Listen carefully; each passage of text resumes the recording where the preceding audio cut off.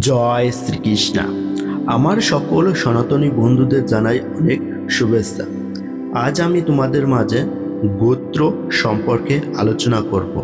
আমরা যারা হিন্দু সম্প্রদায়ের মানুষ, তাদের কাছে এই গোত্রটা খুবই গুরুত্বপূর্ণ। তাই এই ভিডিওটা তোমরা প্রথম থেকে শেষ পর্যন্ত দেখবে।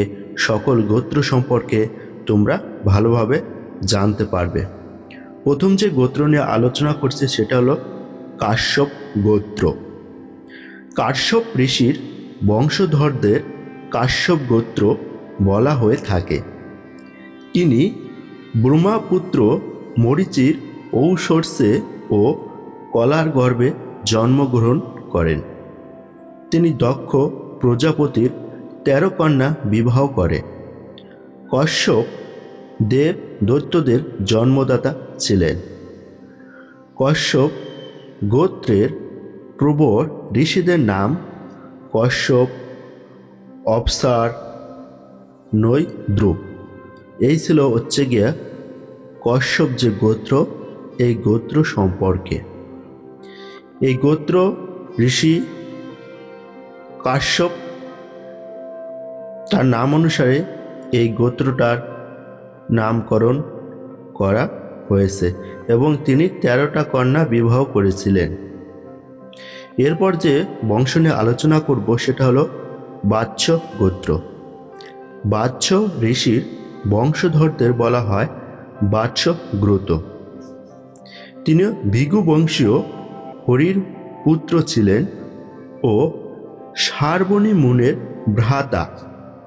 বাচ্ছ গোত্রের প্রবর ঋষিদের নাম ঐব্য, ত্রাবণ, ভাগব, জামদগ্ন, অপ্লুব্রত।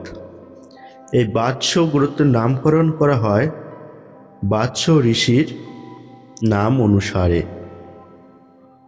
এরপর যে গোত্রটা নিয়ে আমি আলোচনা করব সেটা হলো শিব গোত্র। নাথ বা দেবনাথ যোগীদের বলা হয় শিব গোত্র। ভগবান শিবের কণ্ঠ হতে এদের সৃষ্টি।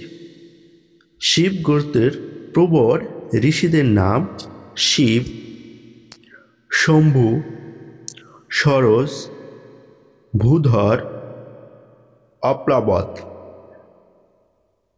ভগবান শিবের কণ্ঠ হতে এই শিব গোত্র এদের উৎপত্তি হয়েছে। এরপর আছে ধন্বন্তরী গোত্র।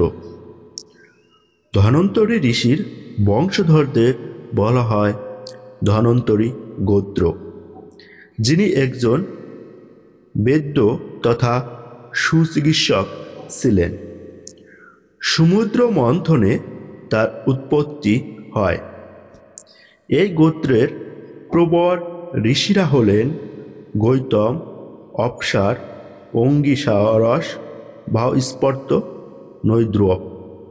এরপর আছে জামদগ্ন গোত্র।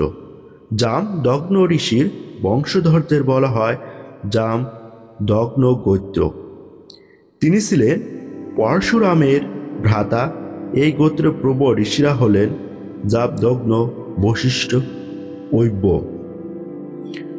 বৃদ্ধি গোত্র। বৃদ্ধি ঋষির বংশধরদের বলা হয় বৃদ্ধি গোত্র। এই গোত্রের প্রবর ঋষিদের নাম ক্রু, অঙ্গিরস, ভাস্পর্তা। বৃদ্ধ ঋষির নাম অনুসারে এই বৃদ্ধি গোত্র। কৌণ্ডল্য গোত্র। কৌণ্ডল্য ঋষির বংশধরদের বলা হয় কৌণ্ডল্য গোত্র। স্কন্দ পুরাণে এই দৈবিক ঋষির উল্লেখ মেলে। প্রবর ঋষিদের নাম কৌণ্ডল্য, স্তিমিক, কচ্ছ। এরপর আছে শুনক গোত্র। শুনক ঋষির বংশধরদের বলা হয় শুনক গোত্র। তিনি ঐব্যের পৌত্র ছিলেন। শুনক গোত্রের প্রবর ঋষিদের নাম শুনক, সৈনক, গৃত, সমত। এরপর আছে শার্বর্ণ গোত্র।